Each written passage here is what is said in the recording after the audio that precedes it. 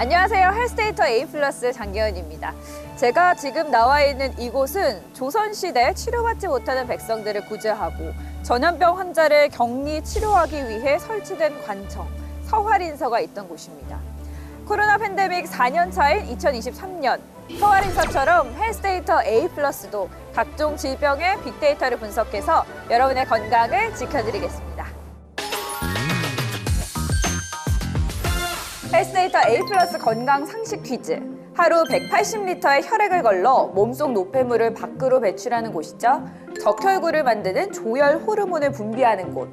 또 뼈를 튼튼하게 만드는 비타민 D까지 활성화하는 이곳은 우리 몸속에 어디일까요? 바로 정답은 콩팥입니다.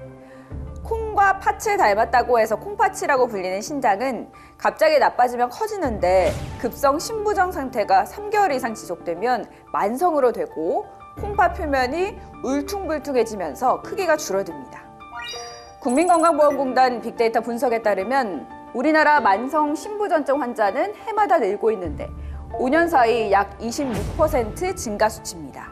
말기 신부전으로 투석을 받는 환자의 원인 질환을 분석해보면 당뇨가 49%, 고혈압 21%, 사고체 질환이 10%로 만성질환인 당뇨, 고혈압이 무려 70%나 차지합니다.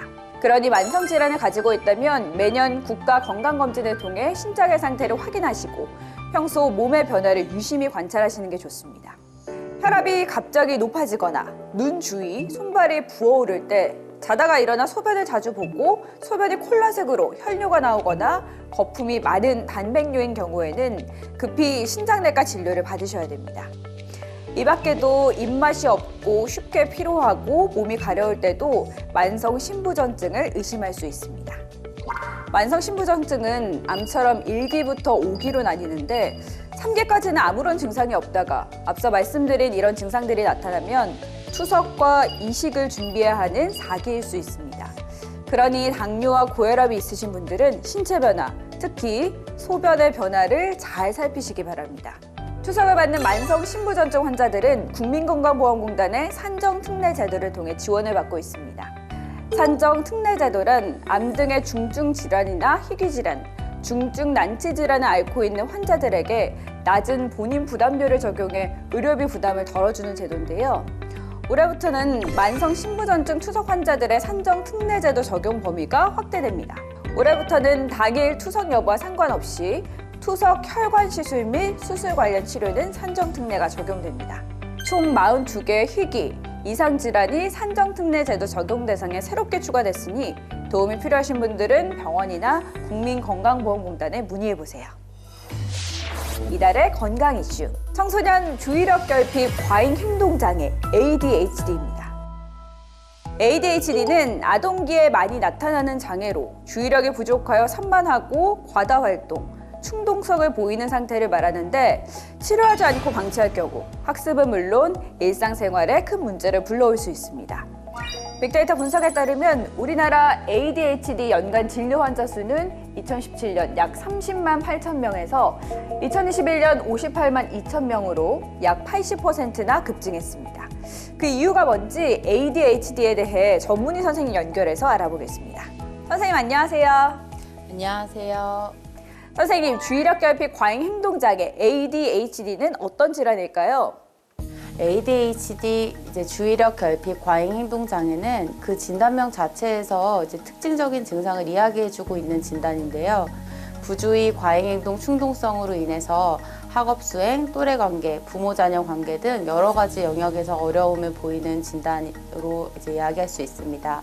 선생님, 2017년부터 2021년까지 연간 진료 환자 수가 무려 80% 가까이 급증했는데요. 이유가 뭘까요? 첫 번째로 정신건강의학과 진료에 대한 어떤 문턱이 굉장히 낮아졌다는 점이 하나의 원인이 될 수 있을 거고요. 두 번째로 2016년도에 성인 ADHD에 대한 건강보험이 적용되면서 해마다 성인의 진료 인구가 늘어나고 있다는 것도 하나의 원인일 것으로 보입니다. 선생님, 요즘 겨울방학이라 아이와 집에서 함께하는 시간이 참 많은데 아이가 어떤 행동들을 보일 때 ADHD를 의심해봐야 될까요?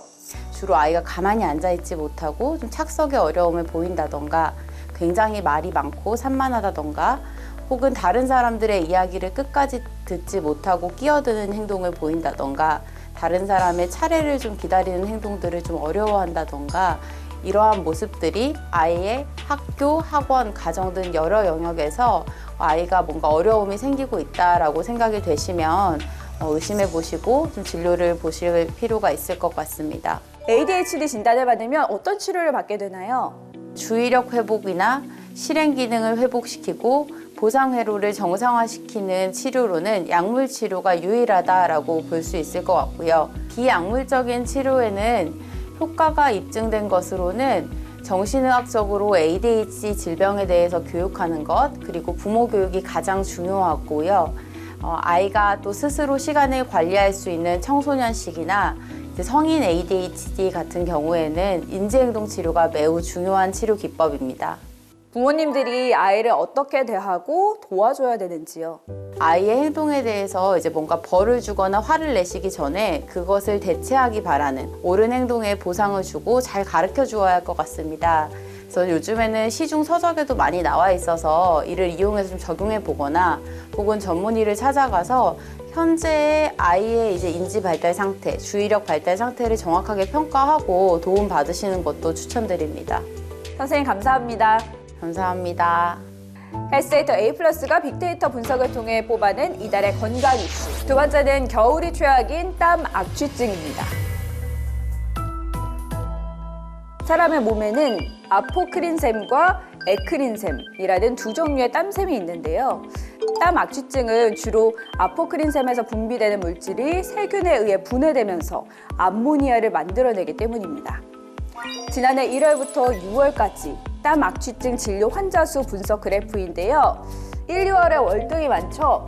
그 이유는 겨울에 통풍이 안 되고 습기 차기 쉬운 복장 때문에 냄새가 더 심각하게 느껴져서 병원을 찾는 환자가 많기 때문이라고 합니다. 땀 악취증 개선을 위해서는 겨드랑이를 자주 씻고 방취제, 땀 억제제를 사용하는 것이 좋습니다.